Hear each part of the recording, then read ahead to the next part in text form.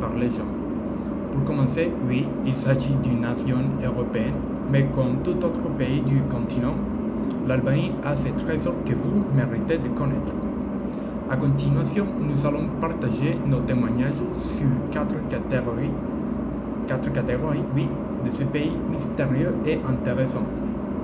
On commencera par les spécialités culinaires, suivi du calendrier de fêtes nationales à ne pas le perdre, puis on parlera du tourisme et des lieux d'intérêt pour visiter, et dernièrement, nous vous remarquerons quelques stéréotypes sur les Albanais qu'il vous faudra bien éviter.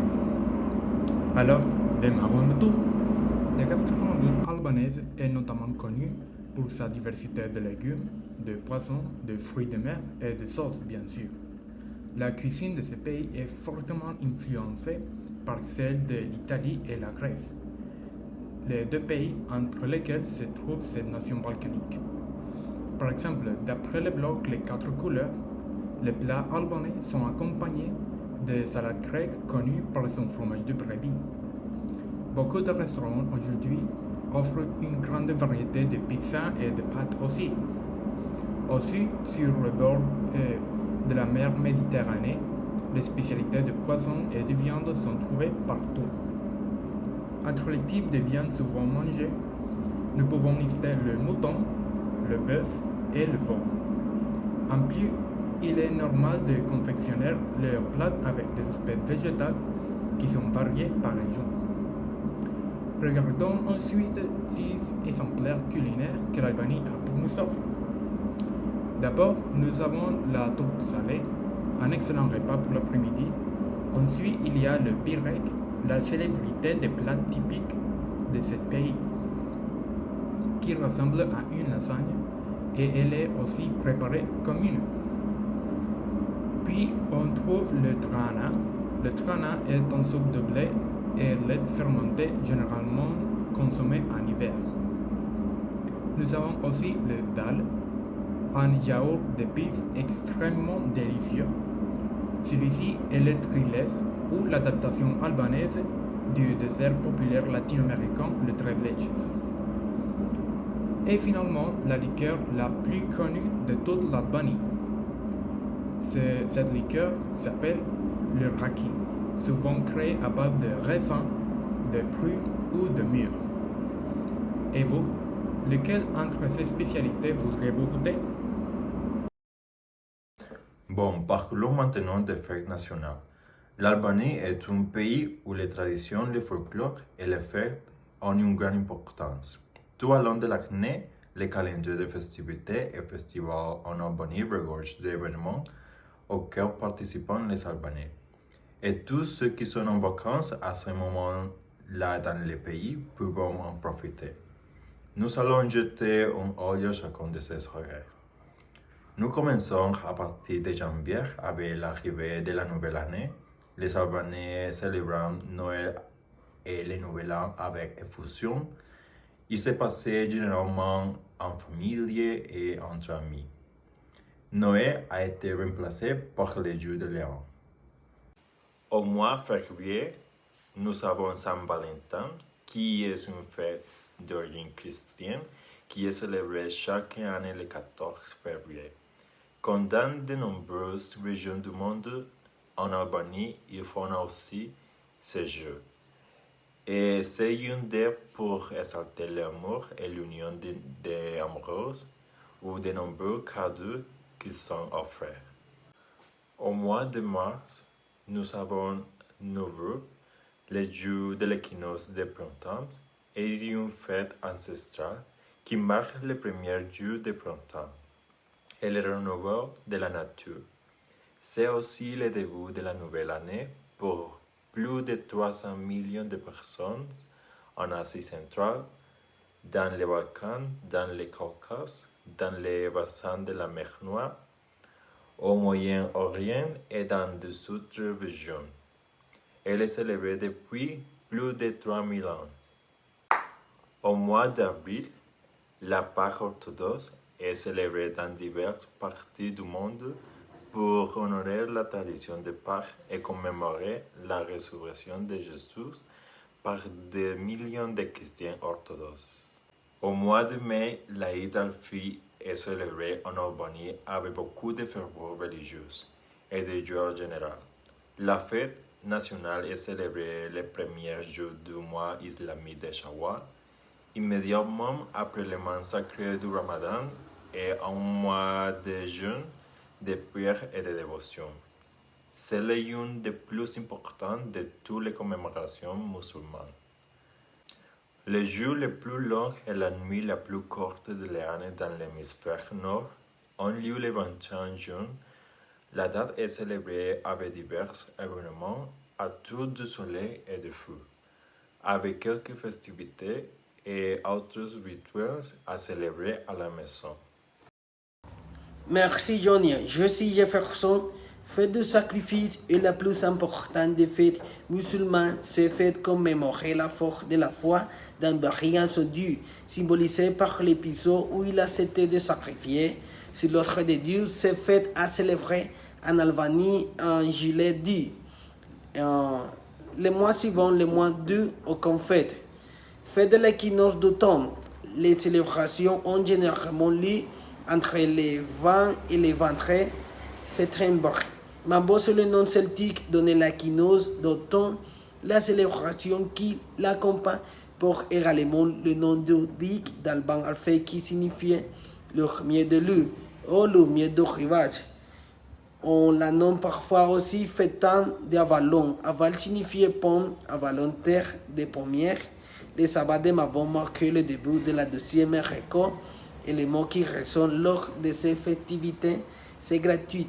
Nous allons remercier la terre mère pour la nourriture et la bondade de récolter, mais également pour tous sacrifices qui sont liés. Béatification de la mère Teresa au trophée 19.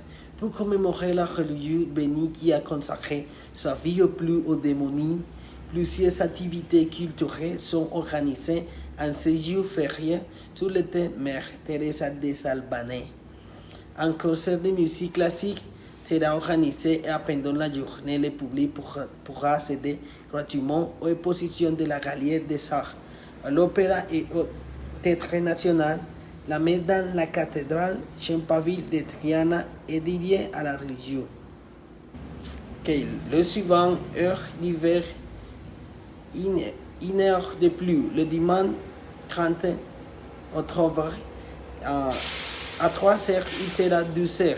Il faut reculer la pendule de 1 heure. Une heure de sommeil en plus cette nuit-là, lever et coucher de soleil. Une heure plus tôt à Tirana, le 30 octobre.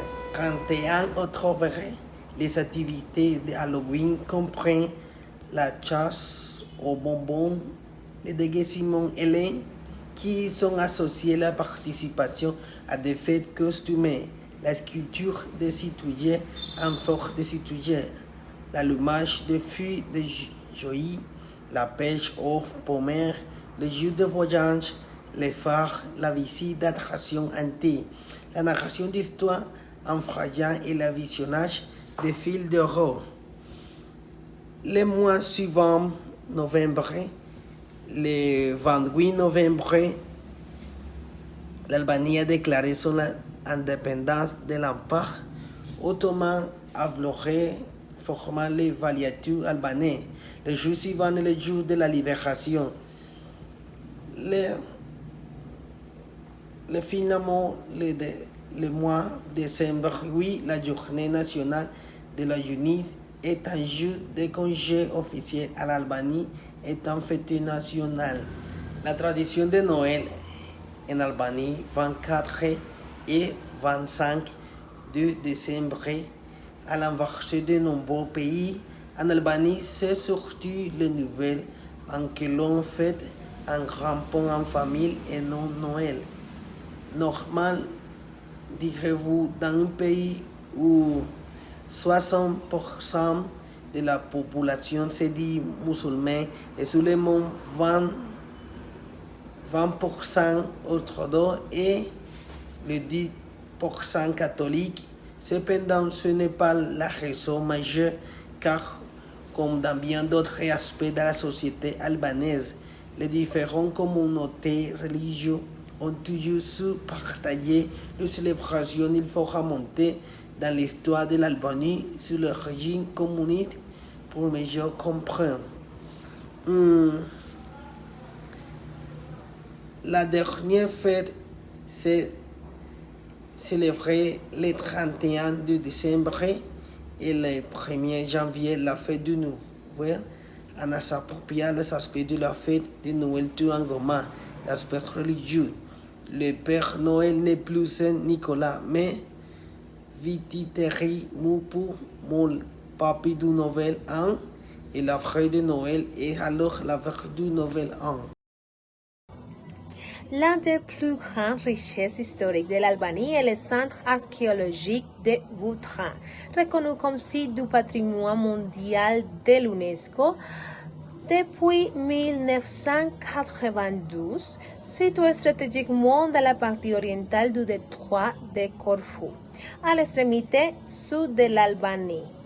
Les monuments historiques qui ont été préservés et constitués un point de repère culturel montre la diversité des différentes cultures dans l'histoire de l'Albanie, comme un théâtre romain, une grande basilique et un ancien baptistère, où l'on peut voir l'influence de 4 civilisations méditerranéennes. Lovlu, un site du patrimoine mondial de l'UNESCO depuis 2005, à seulement 25 km de Saranda. C'est une sorte de douce formée de différentes nuances de bleu intense au centre et de bleu clair sur les bords. Il décrit la sensation de regarder un œil humain avec des nuances polychromes d'un iris bleuté ouverte. Il est impossible de résister à l'envie de représenter ces couleurs qui n'ont pas besoin d'être saturées dans les photographies. Les couleurs sont réelles. S'il y a une chose dont l'Albanie est riche, c'est bien des bâtiments anciens, des châteaux et des monastères.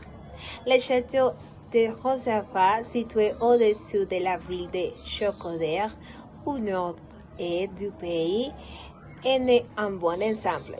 C'est une structure vieille de plusieurs siècles et en fait, en raison de son emplacement stratégique, cette zone a été utilisée comme un fort depuis 167 avant Jésus-Christ. Lorsque les Romains ont pris possession de la région, depuis lors était pensé par différentes dynastiques et empires. Il a été l'un des points stratégiques les plus importants de la région jusqu'à devenir de nos jours un site touristique et historique, comme si l'espace lui-même était devenu une sorte de cri de tout ce qui s'y passait. Aujourd'hui, le château de Rosafa est l'un des lieux les plus visités d'Albanie. Le peuple albanais est l'un des plus anciens d'Europe. À notre époque, ce peuple a toujours que des traditions liées à d'autres. Alors, l'Albanie, c'est tout d'abord ce peuple marqué par son contempt d'un aberrant et monstrueux système. La terreur est devenue à partir de la vie quotidienne. La littérature albanaise actuelle est très fortement focalisée sur la narration de ces passés douloureux. Cependant, les Albanais, ce sont aujourd'hui des gens très accueillants, qui viennent souvent mais qui n'ont rien vu au fermeture. Oxa, l'un des plus grands et les plus radicaux tyrans communistes du XXe siècle, a transformé ce pays pendant 4 décennies en quelque chose qui nous rappellera aujourd'hui la dictature hermétique et obscure de la Corée du Nord. Ce qui fait de l'Albanie l'un des pays les plus pauvres d'Europe. Toutefois, l'une des plus grandes craintes de ces tyrans, Orsa, était une invasion de nombreux pays qu'ils considéraient comme des ennemis. Des milliards de bunkers ont donc été construits dans les pays. On estime qu'il a environ 5 vents par kilomètre carré, en montagne, sur les rues et bien sûr dans les villes. L'Albanie a une image très stigmatisée et envimée par les croyances altérées, mais c'est en réalité un pays composé d'une multitude de personnes honnêtes et travailleuses, dont certains ayant perdu espoir dans leur pays sont partis à travailler à l'étranger. En conséquence, une partie très importante de la population a fui le pays en flux continu au cours de 10 dernières années. Par ces raisons, le développement du pays est très gravement affecté. En fait, en 1967, l'Albanie a été le premier pays au monde à se déclarer athée. Et un stéréotype à souligner est donc la croyance d'un athéisme collectif, ce qui n'est pas vrai puisque plus de 60% se considèrent musulmans, tandis que le reste est réparti entre chrétiens orthodoxes et catholiques et bien sûr athées. Donc, c'est une fusion de religions. Bien qu'il n'existe pas un concept de religion officielle, et qui en remporte partie de la population et ne professe aucune religion. Ces croyances populaires est faux. Par cette raison, l'Albanie est un pays qui est construit sur les contrebandes de cigarettes et un flot de transport des réfugiés. Un pays qui cultive armes et de la drogue dans ses champs.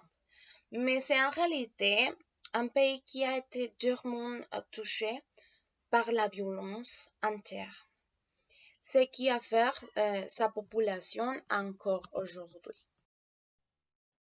Bonjour à tous nos téléspectateurs. Je suis Daniela Garcia. Merci de nous rejoindre pour une nouvelle journée d'information sur les divers mondes. Aujourd'hui, j'ai décidé de parler à tous nos téléspectateurs qui souhaitent se rendre en Albanie de certains stéréotypes concernant les Albanais. Le premier stéréotype que nous avons est principalement basé sur la langue. Il est causé par la peur de la langue, car les touristes ont tendance à craindre d'apprendre l'albanais, car ils le voient comme une langue difficile. Mais en Albanie, en plus de parler l'albanais, ils parlent l'italien, ce qui rendra la communication plus facile pour nos téléspectateurs italiens qui vont visiter l'Albanie. Le second est très curieux, car lorsque vous communiquez avec un Albanais, vous devez tenir en compte du fait que le mouvement de la tête lorsqu'il dit oui est similaire à notre lorsque nous voulons exprimer un refus. Et dans l'autre sens, lorsqu'ils voulons dire non à quelque chose, il semble qu'ils saignent qu'ils pensent que c'est parfait. Le troisième stéréotype est que les Albanais sont très grossiers et insultants toujours les autres, mais cela ne se produit que lorsqu'ils sont de mauvais humeur. Je pense que c'est quelque chose que beaucoup de gens ont fait et nous ne sommes pas d'Albanais. Le quatrième et dernier stéréotype est que les Albanais sont des mafiosi. Malheureusement, les Albanais et les Italiens ont cette image d'être dangereux. Cette situation est due à des groupes de personnes qui ont décidé de former des mafias dans le pays, donnant ainsi une image négative de l'Albanie. Bon, c'est tout pour aujourd'hui. Merci beaucoup à tous nos téléspectateurs que nous avons rejoints pour un jour de plus dans l'actualité. Passez une bonne journée et demain avec des nouvelles plus intéressantes. Merci beaucoup.